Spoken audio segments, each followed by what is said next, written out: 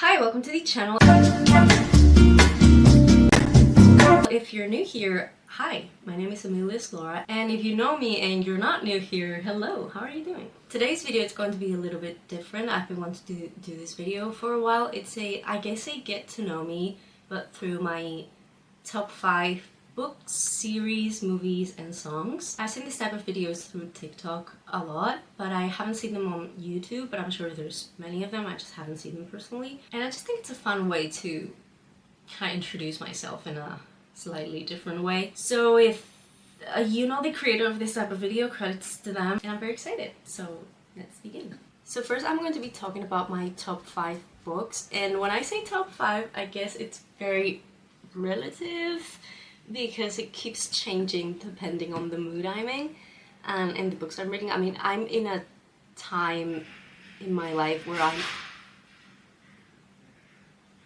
I'm at a stage in my life where I'm reading a lot of new books and I'm finding out so many gems, and it is very exciting. So this list can change in a week, but as of today, my top 5 books would be Catching Fire from the Hunger Games trilogy, although now it's a saga since we have 2 prequels. But when I read those books, I think I was 19, 22 by the way. I don't know if I've said it, but I'm 22 years old. I think I was 19 when I first read the series, and I absolutely adore them in a way that shaped like my brain. My brain chemistry was completely affected by this series. I think that Suzanne Collins has a magnificent way of not only writing but transmitting ideas and values. I think it's so well done. Shaped me as a reader for sure, and I feel like it's a story I'm never gonna be able to move on from. Okay, next one. I have them all written down so I don't forget. So, another book that I'm going to mention, that I feel like I need to mention it, is A Court of Mist and Fury. I really like the Avatar series. I really enjoyed reading those books a lot. I don't have them here because my cousin has them, but they would be like over here. And I really love the books. Specifically the second one, A Court of Mist and Fury. I remember feeling so astonished by the way Feyre's struggles had been written. Throughout that book specifically, I remember feeling so connected to the way Feyre dealt with pain. I guess I related to that in the sense of how she manages it, and it felt so real and like well written. And just the love story was amazing, and I mean, it's a romantasy, and I feel like it always has to be mentioned because I personally feel in the genre is one of the best examples of romantasy, and I really loved that book, and I really like the series.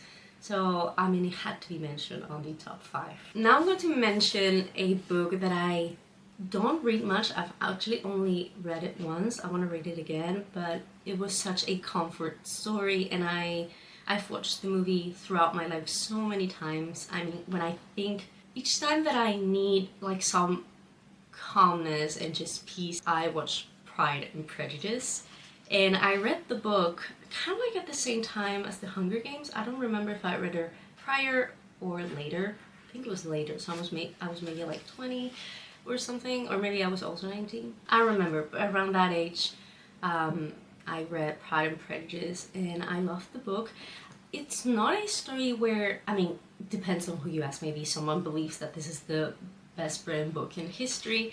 To me personally, what I feel towards the book, it's more of a comfort and like a sense of belonging with that book. I don't even know how to explain it, but it just feels like a safe space in a way. I don't know if it would be Jane Austen's best book.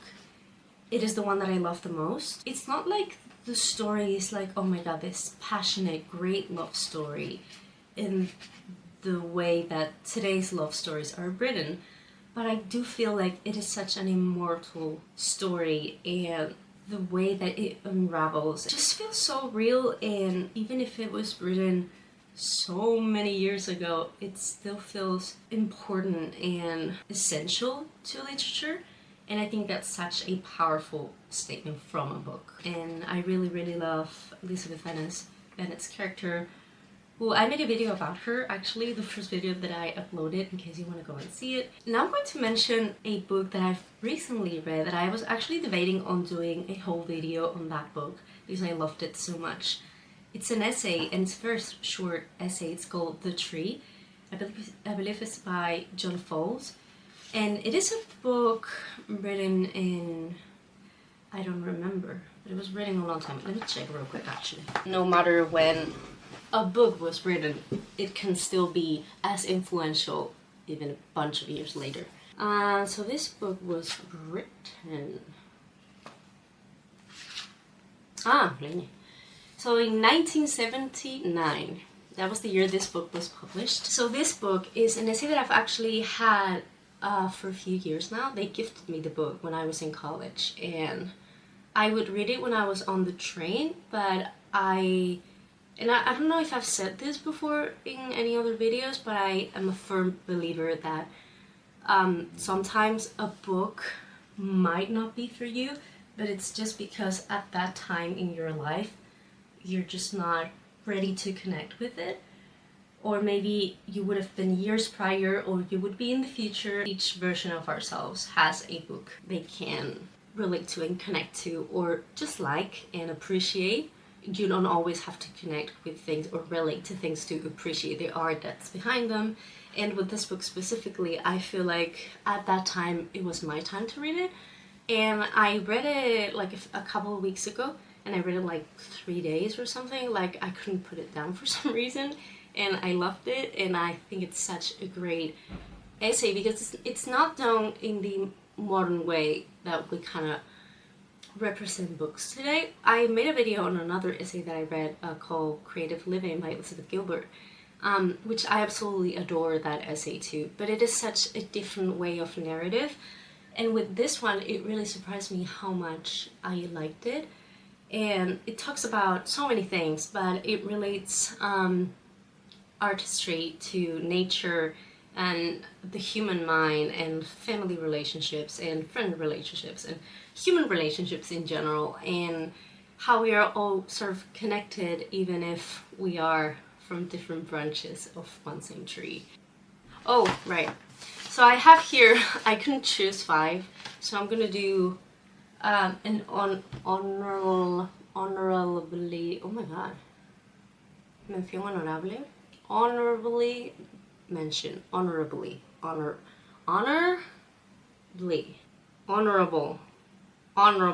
mention.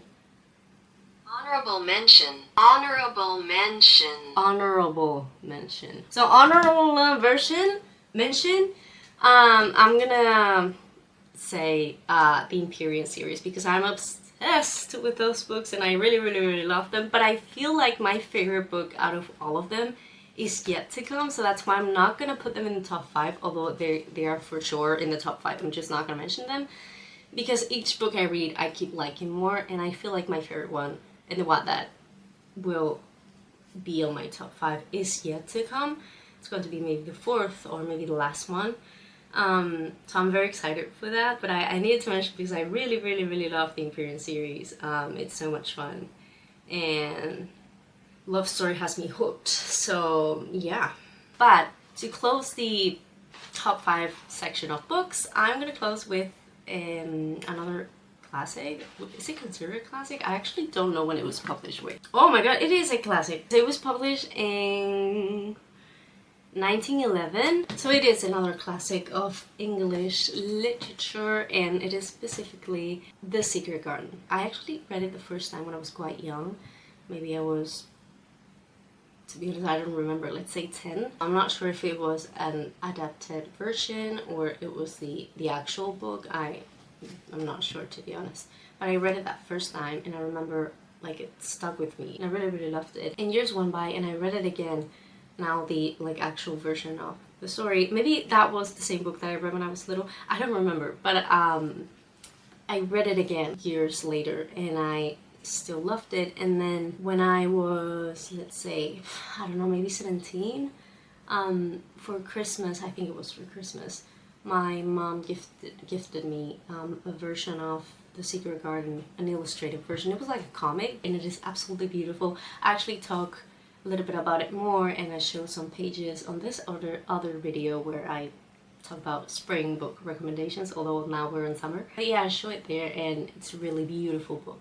So that's what I'm closing it with. It's such a special book that I feel any kid, any age, not even a kid, like any person, an adult, whoever, it's a book that you should read once in your life, for sure. I feel like it's such a... Then again, I think it all kind of comes back to the relationship between nature and humans, and the motivation to live and find a reason to keep on going even after pain. And it is such an amazing story, so I really recommend that one. I absolutely love it. So those are my 5 top books as of today, and I should be moving quicker because I've been filming for a while now, and I also have to talk about the movies and the series and the songs, so maybe I won't talk a lot about them, but I am going to tell you. So, moving on, we are going to go for the movies. I'm going to tell you my top 5 movies. I'm going to be quite quick with this ones because there isn't really much to explain other than I'm obsessed with them since I can remember. I chose How to Train Your Dragon, which, as I said, I love the Imperial series, so of course this movie had to be on my top 5. Absolutely adore the whole trilogy, but specifically I'm going to say the second movie. I think that might be my favorite one. Then I also have here Spirit, which I adore. Ever since I can remember, I've watched that movie so many times. Oh, Los Otros. The Others? I actually haven't looked at the English version for this movie. I believe it's actually by a Spanish director, but it was produced and all the actors are from the United States. Alejandro Amenábar, Hispano-Chileno. Oh, so the director, Alejandro Amenábar, he was born in Chile, but he has Spanish nationality. So he's from Chile and apparently also from Spain. So that is also a special wink to anything that relates to that movie, because I'm Spanish, if you didn't know. So that's special in a way. But I love that movie. I've actually watched that movie the first time. I think I was like, what, 5? I don't know. I remember being so little the first time that I watched that movie, and I became obsessed with it, and I've watched it so many times. I actually want to watch it again. But I really loved that movie, and I remember the plot twist at the end. Like, as a kid, it just had me like, oh my god. And I remember that as a kid, I would forget the ending, like, each time that I would watch it, because I wouldn't watch it, like, each day. So a little time went by, and then I watched it again. But as a kid, I wouldn't remember the ending. I knew that there was this plot twist, but I couldn't remember. So each time that I would watch it, I'd be surprised every time, which is a little silly, because how do you forget something as big as that? As I kept growing up, of course, I would remember the ending, but I would still enjoy it so much.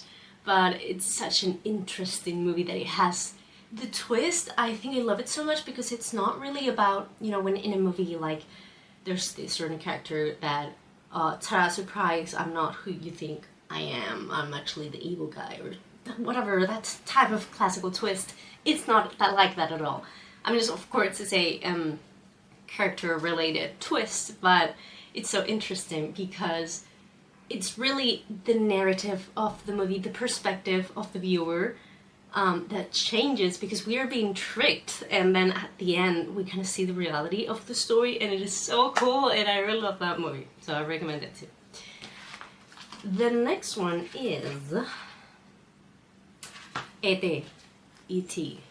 El extraterrestre. Of course, I absolutely love that. I'm saying this about every single movie and book that I'm talking about. I absolutely love it, but I do. I absolutely love it. I also watched E.T. for the first time when I was very young. I don't remember the first time that I watched it. I just know that I've always known this movie. And as a kid, like, it was my all-time favorite movie. I would always say, like, my favorite movie, E.T. But it was fun because if I watched it at night, I had to be with people. Because it was my favorite movie, but at the same time, it scared me. I don't know how that correlates, but it did. I was scared of the movie watching it at night. I had to be with someone. And then on daylight, I would watch it alone, no problem. But there was this specific scene of when I think the kid was called Elliot, but I don't remember. Which, by the way, I'm going to show you on. It's a book that I'm going to show you, and I know I'm talking about movies, but everything goes back to the book. So, okay, look at this. This was a Christmas gift from a few years ago. It is a book that is absolutely. Oh my god! Look, it has like. Okay. Wait. It has like. Oh, this stuff here, like of the storyboards and of the production, and so many cool things about this movie. Okay, I'm gonna show it to you, but let me finish what I was going to say. So this scene where, let's call him Elliot, I don't remember his name, I think it was Elliot. When he meets E.T., that scene specifically when he goes out of the room, it's at night, and then it is like in the backyard, I think it was, and he could stretch and become a little bit taller, but at that time he was like very short and the arms were so long, and he was at night, and then Elliot would watch, and then he would walk, and it would terrify me as a child. I wasn't terrified of it. I actually have figures of him up there. Wait. Look, I have 3, but let me show you one. Like, I was obsessed. I'm still obsessed. I want to watch it again, this movie. But you see how the arms are so long? Yeah. So it fell. Wait. So you remember how I said one was broken? It has been broken for years, and each year I say that I'm gonna fix it, and I don't fix it. This is his head. The body is right there. I have to fix it, okay? But these figures have so many years, and I love them. It's been broken for a long time. But I have to fix it, but here's it. And so yeah, I wasn't scared of him, but that specific scene, it would terrify me. Because materia. So I was running out of battery like for a second. I did not lose all of the video that I had just filmed. So I was able to charge the camera. Now I have the camera charging so I can keep talking about the movie. So yes, I was saying I have there E.T. and I really love that movie since I can remember. I would bawl my eyes out with this movie. And I feel like this movie burst my empathy to 1,000%. Like, it is just such a magical piece of work, and the script and visually and the music, it is such an amazing movie that I absolutely adore. So of course it had to be in my top 5. Now let me show you, like, oh my god, should I bring the camera? Okay, I'm gonna film this later. I'm gonna put you here while I talk. Some pictures of the book. I'm gonna take a video where you can actually see everything. It is so cool. It has like the whole process of the making of E.T. and I'm not saying the movie, I mean like the actual character. It has things about the movie, about the characters. There's parts of the script. Like, it is absolutely an amazing book that I am in love with. I'm going to move on to the next movie, which is Flicka. Yeah, I had to choose that one. If you don't know, well, I mean, if you're a horse girl, I'm a horse girl, by the way. If you're a horse girl, if you love horses, like I've always loved horses, you didn't only watch Spirit, but you also watched Flicka, and I am sure of it. Flicka is a trilogy of this Mustang black mare, and it's kind of related, all of the movies, but at the same time it doesn't feel like it, but it is. And I absolutely adore those movies as a kid, and I still do it as an adult. I actually haven't watched them in so many years, and maybe I'll watch one today. I remember being obsessed mostly with the first and the third. I also liked the second, but I liked more the first and the third. And I'm gonna, for this top 5, I'm gonna mention the first movie, because I mean that's the one that started it all, and it is such an amazing movie about, again, empathy and relationship with nature, specifically with animals, and about the story of... I wasn't supposed to talk about the movies, I need to move forward. Anyway, a girl and a horse finding each other, their purpose in life, and, well, I mean not the horse, because, you know, she's a horse and she's doing her thing, but the girl kind of finds purpose and happiness, kind of like a direction to with her life thanks to this horse, and she becomes a better person thanks to it. So moving on, because I don't know for how much time I've been filming, and I thought this was going to be a short video, but apparently I was wrong. So now I'm gonna move forward to series. I'm gonna mention my top 5 series. If you don't see Gilmore Girls or Dark or series like that in here, it's because I haven't watched them. Sorry. So my top 5 series are Modern Family. I love that series. I absolutely adore it. I'm repeating myself so much with the adore it, but I do. I've watched like the 11 seasons. I think it's 11 seasons or 12. I think it's 11, maybe 12. I don't remember for sure, but I've watched the series, like all of the series, so many times. It always makes me laugh and feel joy and connection and family connection. I don't know, I really love it, and I think it's the best series ever. Then I'm gonna say Avatar: The Last Airbender. Such an amazing series. I actually watched this as an adult. I had not watched a single episode when I was a kid because I wouldn't really watch Nickelodeon. I would watch other channels, so I didn't see it, but I've seen it as an adult. I became obsessed with it. I've also watched it a few times, and it is such an amazing story, and it is such a well done series. Then I have From. It is a series that is still ongoing, so I guess it's a little bit risky to put a series here that is not yet finished, but I am loving all of the chapters a lot. Now season 4 is airing as I'm making this video. I think I'm only missing the last chapter. And this season has been a bit slower than the rest, but it's still really good, and I don't know, I love this type of like mystery, kind of creepy series. I really love this one. So I had to be in the top 5. And then I have Outer Banks. I love that series. It is so fun. I've always loved stories with like group friends that kind of live adventures. I think that's like my favorite type of story ever. So those are my top 5 series, and last but not least, my top 5 songs. This one I think has been the hardest because I listen to a lot of music, and like my favorite ones depend a lot on my mood. So it has been hard. I've tried to pick songs that I've loved for a very long time, and songs that are also rather new that I'm loving too. Also, I feel like in terms of genre, music is the one that I have the most diverse. I do read different genres in books, I watch different genres in movies and series, but I feel like in music it's the one that it is the most diverse. I'm gonna start with one song that it gets me in such a good mood whenever I listen to it, and it feels like summer to its core. Just kind of like going in the car with the wind in your hair and going to the beach or going on vacation or just like doing something that screams summer. It is Get Lucky by Daft Punk, I think it's the name. Daft Punk. I think that's how it's pronounced. Maybe. And I don't know, it just gets me in such a good mood, and I feel like it's a song that will never get old. Like, it is so good. Then I have, because I don't have them in order, I have so many options, but I have to choose 5. I'm gonna say Honeybee by Olivia Rodrigo. That is a new song. The album came out this month, and I love it, by the way. It's such an amazing album. But the song Honeybee specifically, I mean, I love them all, but Honeybee, I feel like it's going to be one of those songs that I'm going to keep on listening as years go by.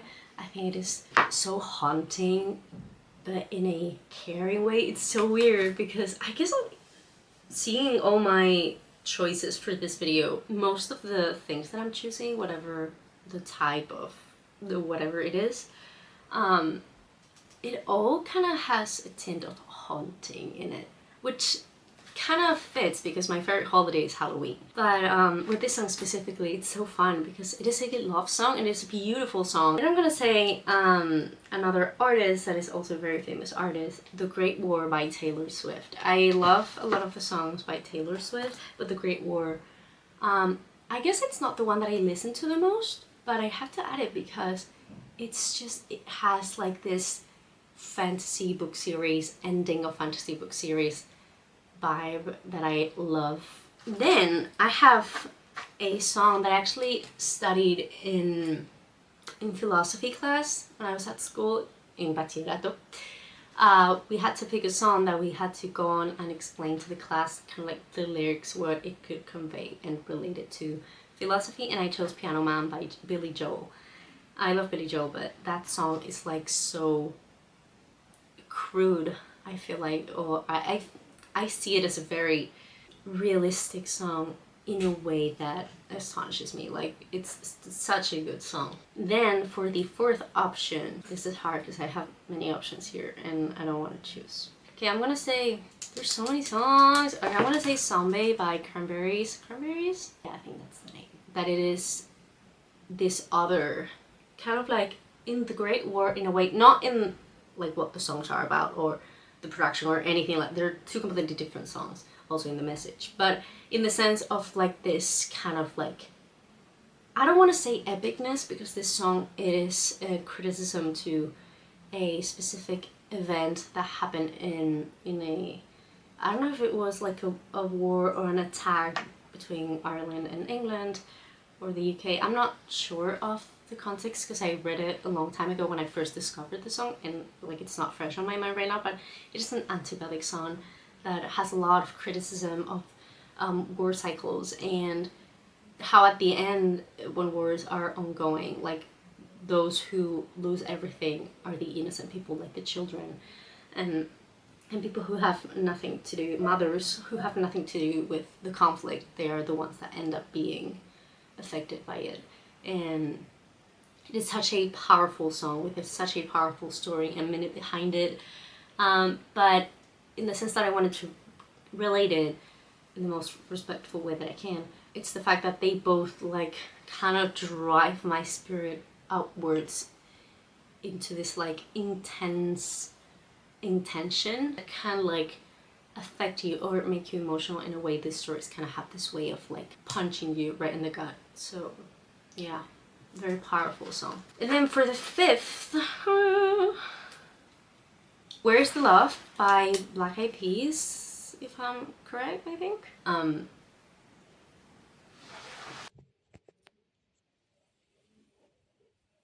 Okay. So low. Madre mía. Okay, wait. So I need to finish this video filming with the phone because it is so hot right now in Spain that my camera just like, it literally put on a message that it needed to cool down for me to keep on using it. And I don't want to break it, so I stopped filming with the camera. Also, it's charging, which makes it even hotter, so yeah, I don't want to break it. I'm going to finish with the phone, so sorry for that change of quality. So as I was saying, I was talking about Where's the Love, which I think it's the last song, right? 1, 2, 3, 4, 5. Oh no. Ya he hecho 5. I've already said 5. What? That's 6. I shouldn't talk about this one. That's 6. Okay, so that was 5 songs. So that was it. That was my 5 books, 5 movies, 5 series, and 5 songs. As of today, that can change. And so yeah, if you know any of this and love them too, let me know. Or if you know others, also let me know. I could use the engagement. So thank you for watching today's video. I hope you enjoyed, and see you on the next one, which is probably going to be the second video of this one, Hayao Miyazaki Cinema, in case you want to go and watch it, and then the third part. So yeah, bye!